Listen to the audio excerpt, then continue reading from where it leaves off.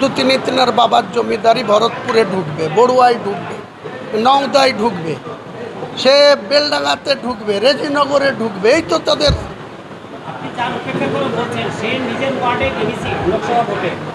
এসবের মূল্যায়ন হওয়া উচিত।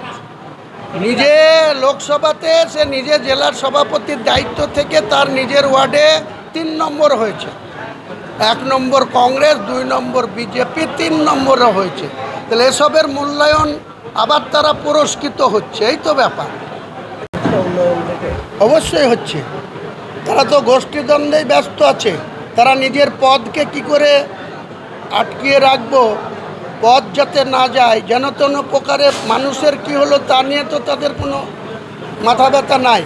তাদের মাথা ব্যথা নিজেদের পোস্ট কি করে ধরে রাখবো, সেই পোস্টে কি করে থাকা যায়, কতটা ওয়েল মেরে, কতটা যেভাবে ভুল তথ্য দিয়ে নিজেদের ক্ষমতায় কি করে আঁকড়িয়ে থাকবো, এটাই তো তাদের উদ্দেশ্য। সাধারণ মানুষ নিয়ে তো তাদের কোনো চিন্তা ভাবনা নেই। তৃণমূল দল কন্ট্রাক্টরই তো সারা দেশ চলছে। কন্ট্রাক্টর তো তারাও একটা লাইসেন্স প্রাপ্ত কন্ট্রাক্টর, যারা নিয়ম মেনে কন্ট্রাক্টরি পেতে চায় বা নিতে চায়, সেটা গোটা দেশ চলছে। তো শুধু সেটা আপনারা অনুসন্ধান করুন, আমিও কিছু বলবো না। কিন্তু দ্বন্দ্ব আছে এটা সবাই জানে। আর সেই দ্বন্দ্বর যখন অতিক্রম করবে তার ফল কি হতে পারে, যেটা ভাঙড় হয়েছে, যেটা সাঁইথিয়া হয়েছে, সেটা যেন মুর্শিদাবাদে না হয়, এটাই আমি আগাম সতর্ক করছি। বলছি যে আপনি আপনার বক্তব্যে ভাঙড়ের কথা এবং সাঁইথিয়ার কথাও বললেন। কোথাও কি ভরতপুর বিধানসভার বিধায়ক হুমায়ুন কবির কি খুনের রাজনীতির দিকে এগিয়ে যাবে? হুমায়ুন কবিরের খুনের রাজনীতি করার কোনো প্রয়োজনীয়তা নেই বা ভবিষ্যতেও থাকবে না।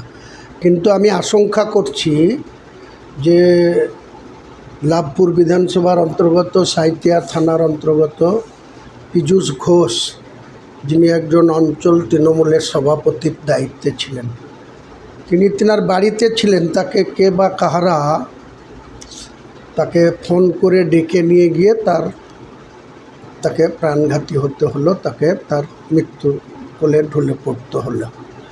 একইভাবে 21শে জুলাইকে সামনে রেখে আমরা যেমন আজকে প্রস্তুতি সভা করছি, গোটা রাজ্যে বিভিন্ন শাখা সংগঠন, মাদার, বিধায়করা, জেলা পরিষদ, ব্লক সবাই করছে। তো সেই রকম ভাঙড়ে একটা প্রস্তুতি সভা করে রেজ্জাক, সে অঞ্চল সভাপতি ছিল, সেও বাড়ি ফিরতে গিয়ে আজকে পুলিশের তদন্তে কি উঠে আসলো যে খুন হলো একজন তৃণমূলের অঞ্চল সভাপতি।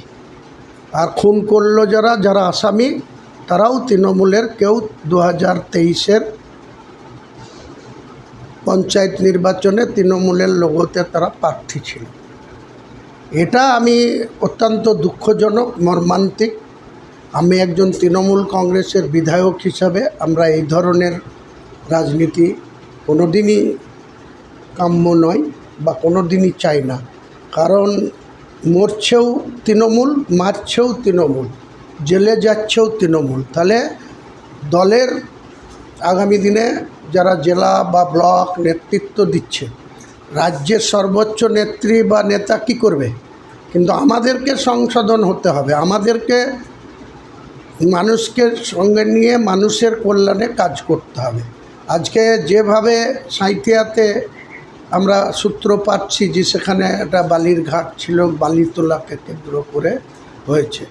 একইভাবে কোনো জায়গায় মাফিয়া, জমি মাফিয়া, তাদের ভাগবাটোয়ারা কম বেশি নিয়ে এইভাবে যে অকালে মানুষকে খুন হতে হচ্ছে, এটা কোনো দিনই সভ্য সমাজে মেনে নেওয়া যায় না। বা কোনো রাজনৈতিক কর্মী হিসাবে, আমি একজন তৃণমূলের বিধায়ক হিসাবে এইভাবে রেজ্জাকের যে অকাল মৃত্যু বা পীযূষ ঘোষের যে অকাল মৃত্যু, এগুলাকে প্রতিহত করতে হবে। এগুলাকে যারা কে বা কারা কাদের মদতে সব হচ্ছে, পুলিশ যেমন তার নিরপেক্ষ দৃষ্টিভঙ্গি নিয়ে ওখানেও আসামি অ্যারেস্ট করেছে, তাদের জানতে পারা যাচ্ছে যে তারাও একসময় তৃণমূলের কর্মী। তাহলে তৃণমূলকে কেন মারবে? আজকে এই জায়গাটাতে আমাদের আশঙ্কা হচ্ছে যে আমাদের জেলাতেও, আমার বিধানসভাতেও যেভাবে জেলার নেতারা, অফিসিয়ালি যারা নেতা, পদে বসে থেকে এখানে কলকাঠি নাড়ছে, ভরতপুরেও বালির ঘাট আছে, সেখানেও বালি তোলা চলে।